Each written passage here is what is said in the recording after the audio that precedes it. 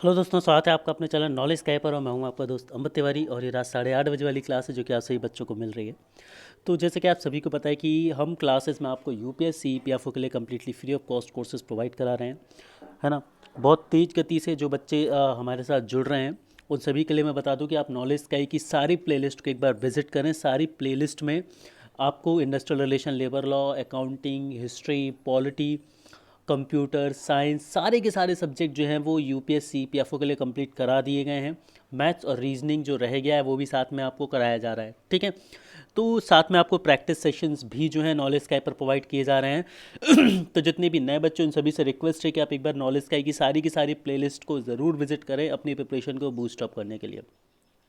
दोस्तों, आज की हमारी क्लास कंप्यूटर अवेयरनेस की क्लास है, क्लास नंबर 14 है, जिसमें हम आपको एमसीक्यूज़ के थ्रू कंप्यूटर को कवर करा रहे हैं। अलग अलग टॉपिक पर कंप्यूटर्स हम लेकर आते हैं। तो आज जिस टॉपिक पर हम डिस्कस करने वाले कंप्यूटर में वो है एमएस वर्ड। जी हाँ दोस्तों, आज की क्लास में हम एमएस वर्ड के बहुत इंपॉर्टेंट क्वेश्चंस आप सभी के साथ लेकर आए हैं, है ना। और हम ऐसे ही करने वाले आगे कि कंप्यूटर्स में भी टॉपिक वाइज, जैसे हमने आपको पहले वायरस कराया, उसके बाद मेमोरी कराई, मेमोरी के बाद हमने इनपुट आउटपुट डिवाइसेस कराया, फिर कंप्यूटर हार्डवेयर कराया, और अब हम एमएस वर्ड लेकर आए। तो इस तरह से हम कंप्यूटर में आपको प्रिपरेशन करा रहे हैं जो कि बहुत ज़्यादा इंपॉर्टेंट है आप सभी के लिए। सभी बच्चों से बोलूँगा कि इन क्लासेस को बहुत अच्छे से देखें, बहुत हेल्पफुल रहने वाली है क्लासेस आपके लिए। साथ ही सभी बच्चों से बता दूं जो नए हैं कि आप हमारा एक 199 का प्रैक्टिस कोर्स भी जो है एनरोल कर सकते हैं। इसमें हम आपके लिए labour industrial relation, labour law के 1000 एमसीक्यूज़ लेकर आए हैं जो कि काफ़ी बेनिफिशियल होंगे आपकी प्रिपरेशन के लिए। इसके अलावा उन सभी बच्चों से भी मैं बोलना चाहूँगा कि आप इस कोर्स को परचेस करें, क्योंकि इस कोर्स में बहुत सारी चीज़ें जो है वो ऐड ऑन होने वाली है। हम लगभग सारे सब्जेक्ट इसी कोर्स में ऐड करने वाले हैं। 199 में ही आपको सारे सब्जेक्ट के एमसीक्यूज़ प्रोवाइड करा दिए जाएंगे। साथ में यहाँ पर आपको फ्री टेस्ट सीरीज़ भी इसके साथ प्रोवाइड कराई जा रही है। तो सभी बच्चों से बोलूँगा कि इस कोर्स को जरूर एनरोल कर लें। आप नॉलेज स्काई की एप्लीकेशन पर जाकर भी परचेस कर सकते हैं, या फिर आप चाहें तो ये जो नंबर दिया हुआ है स्क्रीन पर, यहाँ पर भी फ़ोनपे, गूगल पे, पेटीएम के थ्रू पेमेंट करके कोर्स को एनरोल कर सकते हैं और बहुत सारे बेनिफिट जो हैं वो आपको मिल सकते हैं। चलिए तो स्टार्ट करते हैं हमारी आज की क्लास को। तो आज का आपका पहला क्वेश्चन है, in which view header and footer are visible. मतलब जो आपने सभी ने देखा होगा कि जब आप एक एम एस वर्ड बनाते हैं तो एम एस वर्ड में ये दो लाइन होती है, एक अपर लाइन होती है और एक लोअर लाइन होती है, और इसके बीच में सारा आपका कंटेंट होता है। तो ये जो अपर लाइन होती है इसे आप हेडर बोलते हैं, ठीक है, और ये जो लोअर लाइन होती है इसे आप फुटर बोलते हैं, ठीक है। तो ये हेडर है और ये फुटर है। तो हेडर और फुटर आपको किस व्यू में अवेलेबल होता है? नॉर्मल व्यू में सॉरी, नॉर्मल व्यू में होता है। Option B, page layout view में होता है, प्रिंट लेआउट व्यू में होता है, या फिर ड्राफ्ट व्यू में होता है। किस व्यू में आपको जो है हेड और फुटर देखने मिलता है? मैं उम्मीद करता हूँ कि हेड और फुटर जो मैंने आपको समझाया वो क्लियर होगा। आज के सारे क्वेश्चन जो हैं वो आपके एम एस वर्ड पर बेस्ड हैं, ठीक है। एम एस वर्ड पर बेस्ड आपके क्वेश्चन हैं, ठीक है। चलिए, तो यहाँ पर इसका जो सही आंसर है दोस्तों, थोड़ा सा जल्दी हम चलेंगे। यहाँ पर जो सही आंसर है ऑप्शन सी इसका बिल्कुल सही आंसर है, that is print layout. Print layout जो है वो इसका बिल्कुल सही आंसर है। मैं आपको बताऊँ, प्रिंट लेआउट जो है इसका बिल्कुल सही आंसर है, ठीक है। प्रिंट लेआउट में ही आपको हेडर और फुटर दिखते हैं, ठीक है। चलिए आगे बढ़ते हैं अगले क्वेश्चन की। तब अगला क्वेश्चन आज से स्क्रीन पर ये रहा। पहले आप क्वेश्चन पढ़ लीजिए। The process of removing unwanted part of an image is called.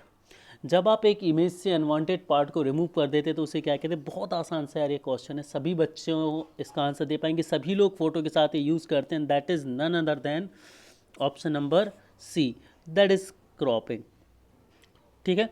Cropping में आप क्या करते हैं? इमेज के आसपास की चीज़ों को क्रॉप करके, कट करके हटा देते हैं, लेकिन उसे कटिंग नहीं कहते, उसे क्रॉपिंग कहा जाता है, ठीक है। बॉर्डरिंग का मतलब क्या होता है? बॉर्डर लगाना। हाइडिंग का मतलब होता है अननेसेसरी चीज़ों को हाइड कर देना, वो अलग प्रक्रिया होती है। इमेज की बात करें तो हाइड करना क्रॉपिंग के थ्रू किया जाता है। अगले क्वेश्चन अब हम चलते हैं। अगला क्वेश्चन आज एक स्क्रीन पर ये रहा, that is question number 3। To apply centre alignment to paragraph we can press. अब देखिए सेंटर अलाइनमेंट क्या होता है, पहले आप सभी देख लीजिए। मान लीजिए पेज है, तीन तरह के अलाइनमेंट होते हैं।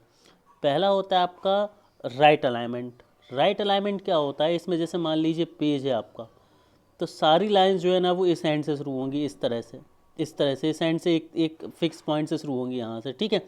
ये राइट अलाइनमेंट कहलाता है। उसके बाद सेंटर अलाइनमेंट क्या होता है? सेंटर अलाइनमेंट में जो होता है आपकी सारी लाइन सेंटर में आ जाती हैं, है ना, सेंटर में आ जाती हैं, मतलब यहाँ से और यहाँ से बराबर दूरी पर होती हैं। और एक होता है लेफ़्ट अलाइनमेंट। लेफ़्ट अलाइनमेंट में क्या होता है भाई, लेफ़्ट अलाइनमेंट में सारी चीज़ें लेफ़्ट की तरफ अलाइन हो जाती है, ऐसे ऐसे, मतलब लेफ़्ट में एक फिक्स पॉइंट से वो स्टार्ट होती है, तो ये लेफ़्ट अलाइनमेंट। तो तीन तरह का अलाइनमेंट होता है। अलाइनमेंट मतलब जमाना अपनी लाइन्स को। तो यहाँ पर आपसे पूछा गया है कि सेंटर अलाइनमेंट के लिए कौन सी शॉर्टकट की आप यूज़ करते हैं, तो इसका सही आंसर दोस्तों that is option number D, control ई आप यूज़ करते हैं। कंट्रोल ई जो है आप यूज़ करते हैं। कंट्रोल एस जो होता है वो डेटा को सेव करने के लिए यूज़ होता है। कंट्रोल सी जो होता है वो आपका कॉपी के लिए होता है। और कंट्रोल वी जो होता है वो आपका पेस्ट करने के लिए होता है। और कंट्रोल ई जो होता है वो सेंटर अलाइनमेंट के लिए होता है। क्वेश्चन नंबर 4 की तरफ हम चलते हैं। क्वेश्चन नंबर 4 आपसे एक स्क्रीन पर ये रहा। फोर्थ क्वेश्चन है, the space left between the margin and the start of the paragraph is called. कई सारे बच्चे बोलते हैं कि सर कंप्यूटर भी हिंदी में लाइए। दोस्तों कंप्यूटर को हिंदी में लाना थोड़ा सा मुश्किल है, क्योंकि इसके जो टर्म्स हैं वो आप खुद नहीं समझ पाएंगे, जो हिंदी मीडियम वाले स्टूडेंट हैं, क्योंकि वो भी कंप्यूटर की टर्म्स को इंग्लिश में ही जानते हैं। इसलिए ये बेटर होगा कि आप कंप्यूटर को तो इंग्लिश में ही पढ़ें। बाकी सारे सब्जेक्ट आपको हिंदी और इंग्लिश दोनों में हम उपलब्ध करा रहे हैं, लेकिन कंप्यूटर आपको मैं सजेस्ट करूँगा कि आप इंग्लिश में ही पढ़ें। इसके अलावा जो इंडस्ट्रियल रिलेशन है वो भी मैं एक बार रिक्वेस्ट सभी हिंदी मीडियम वाले स्टूडेंट से करूँगा कि एक बार उनकी टर्म्स को इंग्लिश में पढ़ लें, क्योंकि एग्ज़ाम में आपको हिंदी में कई बार कन्फ्यूज़न हो सकता है, इसीलिए इंग्लिश में एक बार उसको ज़रूर पढ़ लें। और अब कई सारे बच्चों के डाउट होगा कि सर इंग्लिश में हम कैसे पढ़ेंगे, इतना वास्ट सब्जेक्ट है वो। तो मैं सभी बच्चों से बोलूँगा कि आपको जो 199 में 1000 क्वेश्चन की पीडीएफ दी गई है, आप उसे बस पढ़ लीजिए। उन 1000 क्वेश्चन को बेटा ऐसे डिज़ाइन किया गया है कि आपका बेसिक से लेके एडवांस तक सब कुछ बहुत अच्छे से रिवाइज हो जाएगा, बहुत अच्छे से रिवाइज हो जाएगा। क्वेश्चन इस तरह से बनाए गए हैं, बहुत सारे क्वेश्चन रिपीट भी करे हैं मैंने जानबूझकर, ताकि आप ये मान के चलिए कि आपका रिवीजन बहुत तगड़ा और बहुत सॉलिड हो जाएगा।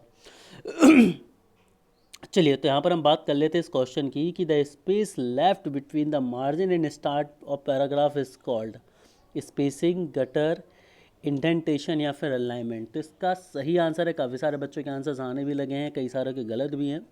इसका सही आंसर है दोस्तों option number C, indentation. Indentation एक प्रोसेस है जिसमें जो space left between margin and start paragraph होता है बोला जाता है। आगे बढ़ते हैं। अगला क्वेश्चन आपसे एक स्क्रीन पर ये रहा कि text styling feature of M S word is. M S word में टेक्स्ट को स्टाइल करने के लिए कौन सा फीचर यूज़ होता है? वर्ड कलर फीचर यूज़ होता है, वर्ड फॉन्ट फीचर यूज़ होता है, वर्ड आर्ट फीचर होता है, या फिर वर्ड फिल फीचर होता है। किसी भी स्टूडेंट ने यदि एम एस वर्ड को चलाया है, थोड़ा बहुत भी आपको बेसिक नॉलेज भी है एम एस वर्ड का, तो आप इसका आंसर बहुत आसानी से मुझे दे पाएंगे, बहुत आसानी से आप लोग जो है मुझे इसका आंसर दे पाएंगे, किसी तरह की कोई दिक्कत नहीं होगी आपको, है ना। ठीक है, काफ़ी सारे बच्चों के आंसर्स आने भी शुरू हो गए हैं, वेरी गुड। ठीक है, ठीक है, तो इसका जो सही आंसर है दोस्तों वो है आपका option number C, that is word art. आप सभी ने देखा होगा एक वर्ड आर्ट करके एक ऑप्शन होता है आपके टूल बार में, वहाँ से टूल बार में ऊपर की तरफ एक ऑप्शन होता है वर्ड आर्ट का, वहाँ पर आप देखेंगे तो एक विंडो ओपन होगी और उस विंडो में आपको अलग अलग तरह में वर्ड आर्ट लिखा मिलेगा, अलग अलग डिज़ाइन में, 3D स्टाइल में, अलग अलग कलर में। तो वहाँ से आप उसे चुन सकते हैं, काफ़ी इंपॉर्टेंट फीचर होता है ये वर्ड आर्ट। चलिए आगे बढ़ते अगले क्वेश्चन की तरफ। अगला क्वेश्चन है, क्वेश्चन नंबर आपका ये है 6। 15 क्वेश्चन मैं लेकर आया हूँ आज आप सभी के लिए, काफ़ी इंपॉर्टेंट क्वेश्चन हैं। Which item are placed at end of the document. Document के एंड पर इनमें से किसको रखा जाता है? फुटर को रखा जाता है, फुट नोट को रखा जाता है, एंड नोट को रखा जाता है, या फिर हेडर को रखा जाता है। ठीक है, अब देखिए थोड़ा सा कॉमन सेंस आपको लगाना है। मान लीजिए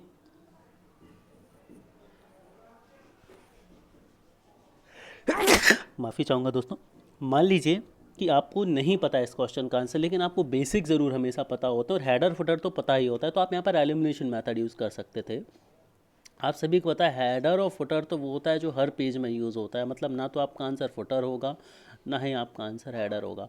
अब एक ऑप्शन बचा बी, फुट नोट, और एक होता है एंड नोट। तो यहाँ पर जो सही आंसर है दोस्तों वो एंड नोट है। तो आपको एलिमिनेशन मेथड भी यूज़ करनी है, जिससे आपके ऑप्शन की प्रोबेबिलिटी कम हो जाए, फ्रीक्वेंसी कम हो जाए, और आप आसानी से चीज़ों को डील कर पाएँ।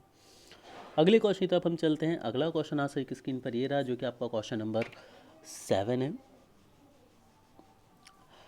To change line height from 1.5 we use shortcut की। देखिए लाइन हाइट को यदि आपको 1.5 से कम करना है या 1.5 करना है या 1.5 से बढ़ाना घटाना कुछ भी करना है, तो उसके लिए आप कौन सी शॉर्टकट की यूज़ करेंगे? एक तो आपके लिए भाई वर्ड आर्ट के बाजू में ऑप्शन होता है जिसमें एक ऐसा एरो बना होता है, ठीक है, और उस पर आप क्लिक करते हैं तो क्लिक करके आप डायरेक्ट कर सकते हैं। यहाँ पर एक ड्रॉप डाउन ओपन होता है, उस बॉक्स में बहुत सारे ऑप्शन होते हैं कि आपको कितनी रखनी है उतनी आप रख सकते हैं। एक तो तरीका ये होता है, बट यहाँ पर आपसे शॉर्टकट की पूछी गई है कि इसकी शॉर्टकट की क्या होती है 1.5 रखने के लिए। कंट्रोल 1, कंट्रोल 2, कंट्रोल 3 या फिर कंट्रोल 5। तो कौन सा जो है वो इसका सही आंसर होगा? कई सारे बच्चे ये भी बोल सकते हैं कि सर इतनी सारी शॉर्टकट कीज़ नहीं आएंगी। तो देखिए यार, कंप्यूटर आपके सिलेबस में है, एक बार पेपर में नहीं आई या तो इसका मतलब ये नहीं कि आगे भी नहीं आएगी। आप पेपर उठा के देखिए, शॉर्टकट कीज़ हमेशा कंप्यूटर से पूछी जाती है और यहाँ पर भी पूछे जाने की पॉसिबिलिटी ज़्यादा है। तो कंप्यूटर बहुत आसान सा सब्जेक्ट है यार, तो हर पॉसिबल एस्पेक्ट को क्यों ना हम कवर करें, ज़रूरी है ना। कई सारे बच्चे ऐसे मैथ्स में ही बोल रहे थे सर मैंसुरेशन, तो भाई मुझे कहाँ लिखा है कि मैंसुरेशन आपके सिलेबस में नहीं है? ये मुझे रिटन में बता दे कोई कि कहीं मेंशन है कि मैंसुरेशन आपके सिलेबस में नहीं है, ठीक है। चलिए, तो इसका जो सही आंसर है दोस्तों वो है option number D. 7th question का आंसर है option number D, that is control plus five. जी हाँ, कंट्रोल+5 जो है आपका बिल्कुल सही आंसर होगा। आगे बढ़ते हैं अगले क्वेश्चन की तरफ। अगला क्वेश्चन नंबर 8 है आपका, ठीक है। चलिए, तो a number of letter that appears little above the normal text is called, है ना। मतलब एक ऐसा स्पेशल फेस जिसमें जो नॉर्मल टेक्स्ट है वो आपके लेटर के ऊपर अपीयर होता है, उसे आप क्या बोलते हैं?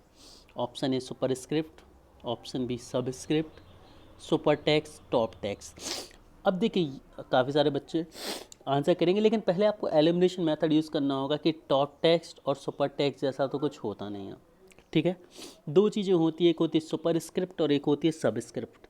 जैसे मान लीजिए आपको लिखना है A², एक तरीका ये होता है, और एक बार आपको लिखना है A2, एक तरीका ये होता है, ठीक है। तो ये जो ऊपर लिखा जाता है ये आपसे पूछा गया है, ठीक है। तो इसे आप बोलते हैं सुपरस्क्रिप्ट, जो कि इस क्वेश्चन का आंसर है ऑप्शन ए, ठीक है। और ये जब आप नीचे लिखते हैं यहाँ पर एक लेटर के साथ छोटा लेटर बनाते हैं नीचे की तरफ, तो इसे बोलते हैं सबस्क्रिप्ट। और लेटर के साथ ऊपर की तरफ जब आप एक छोटा लेटर बनाते हैं तो इसे बोलते हैं सुपरस्क्रिप्ट। याद रखेंगे, दोनों चीज़ें इंपॉर्टेंट है। जैसे A² लिखना है आपको, C² लिखना है आपको, या जैसे मान लीजिए मैथ्स का फॉर्मूला है तो MC² आपको लिखना है, equals to MC²। Einstein equation की हम बात करें, हाफ MV² बनाना है, तो उसमें जो स्क्वायर बनाते हैं, जो पावर लगाते हैं, उसके लिए आप सुपरस्क्रिप्ट मेथड यूज़ करते हैं। और जैसे नंबर देना है आपको A1, B1, है ना, या इस तरह की आपको चीज़ें देनी है, तो यहाँ पर आप सब स्क्रिप्ट का यूज़ करते हैं, दैट, ठीक है। और सुपर स्क्रिप्ट ये होती है, तो दोनों को याद रखना है। चलिए अगला क्वेश्चन आप सही की स्क्रीन पर ये रहा, a number of letter that appears little below normal text is called. ना आई एम साइलेंट, सभी आंसर दे पाएंगे इसका। अभी मैंने प्रीवियस में समझा दिया है कि जब आप नॉर्मल लेटर के ऊपर छोटा लेटर लिखते हैं तो सुपर स्क्रिप्ट, नॉर्मल लेटर के साथ नीचे छोटा लेटर लिखते हैं तो सब स्क्रिप्ट। तो ये सब स्क्रिप्ट है इसका आंसर, ठीक है। नीचे की तरफ पूछा गया अपीयर लिटिल बिलो, और इसमें पूछा गया था appear little above. Little above तो सुपर स्क्रिप्ट, और लिटिल बिलो तो सब स्क्रिप्ट। दोनों चीज़ें याद रखनी, बहुत सिंपल तरीके से मैं आपको यहाँ पर समझाने की कोशिश कर रहा हूँ। सुपर स्क्रिप्ट, सब स्क्रिप्ट, ये 9वां क्वेश्चन था हमारा। आगे बढ़ते हैं अगले क्वेश्चन की तरफ हम चलते हैं। अगला क्वेश्चन आपकी स्क्रीन पर ये रहा कि we can insert a page number at. हम पेज नंबर कहाँ पर इंसर्ट कर सकते हैं? हेडर में कर सकते हैं, फुटर में कर सकते हैं, दोनों में कर सकते हैं, या फिर कहीं नहीं। तो आप सभी इसका आंसर देंगे फास्ट, जल्दी से, ठीक है। देखिए ये आपका हेडर है, ये आपका फुटर है। आपने नंबरिंग यहाँ डली भी देखी होगी और यहाँ डली भी देखी होगी, मतलब आप हेडर में भी नंबरिंग डाल सकते हो और फुटर में भी नंबरिंग डाल सकते हो। तो ये था आपका क्वेश्चन नंबर 10, और इसका सही आंसर होगा ऑप्शन नंबर बी। यहाँ पर कलर चेंज कर देता हूँ मैं ज़रा। ऑप्शन नंबर बी जो है बिल्कुल सही आंसर है दोस्तों आपका, ठीक है। बी बिल्कुल सही आंसर है कि आप पेज नंबर को हेडर में भी इंसर्ट कर सकते हैं और फुटर में भी इंसर्ट कर सकते हैं। तो आंसर सी जो है आपका बिल्कुल सही होगा। अगले क्वेश्चन की तरफ हम चलते हैं। अगला क्वेश्चन आप सही की स्क्रीन पर ये रहा, क्वेश्चन नंबर ये आपका 11वां है।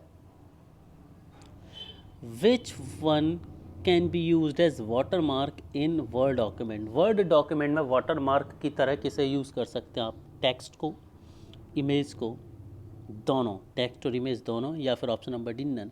अब ये वर्ड आर्ट क्या होता है, आप सभी ने देखा होगा, जैसे कई बार आपको नॉलेज स्काई की पीडीएफ मिलती है, तो नॉलेज स्काई की पीडीएफ के पीछे यहाँ पर लिखा होगा नॉलेज स्काई, बैकग्राउंड में थोड़ा सा लाइट, है ना, और उसके ऊपर यहाँ पर आपको टेक्स्ट लिखा हुआ मिलता है, यहाँ पर कंटेंट मिलता है, और कंटेंट के पीछे ऐसा बैकग्राउंड में एक नॉलेज का ही लिखा होता है या इमेज लगी होती है। कई बार आपने देखा होगा आपके पीछे आपका कोई डॉक्यूमेंट मिलता है, उसके पीछे लोगो बना होता है, इमेज बनी होती है, तो यही वाटर मार्क कहलाता है। क्या कहलाता है? Water mark. और आपको पता होना चाहिए कि वाटर मार्क आप टेक्स्ट भी लगा सकते हैं, इमेज भी लगा सकते हैं, इसलिए इसका सही आंसर है ऑप्शन नंबर सी, बोथ। तो 11वीं का आंसर क्या था? Option number C, both. आगे बढ़ते हैं अगले क्वेश्चन की तरफ।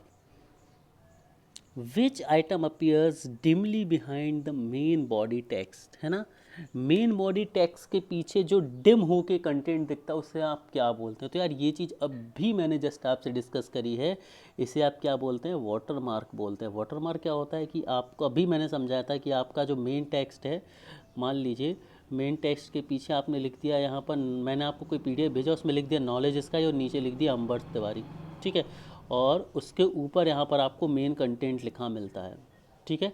अब देखिए लाइन दिख रही, लाइन के पीछे आपको नॉलेज का ही लिखा दिख रहा है, तो जो नॉलेज का ही है वो वाटर मार्क है, और जो रेड लाइन्स है वो आपका मेन कंटेंट है, ठीक है।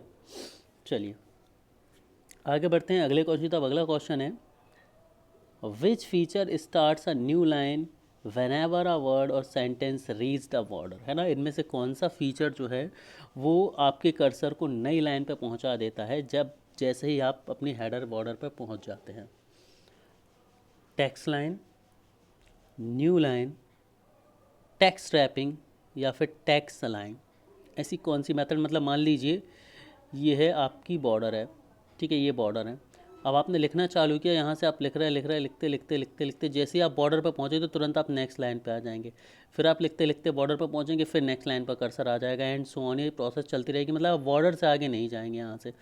तो ये किसके द्वारा होता है? तो इसका सही आंसर है दोस्तों 30th का, that is option number C, text wrapping. Text को रैप करना, टेक्स्ट रैपिंग यही कहलाते हैं, ठीक है। अगले क्वेश्चन तब हम चलते हैं। अगला क्वेश्चन आपसे एक स्क्रीन पर ये रहा, क्वेश्चन नंबर 14 है कि the direction of rectangular page for viewing and printing is called.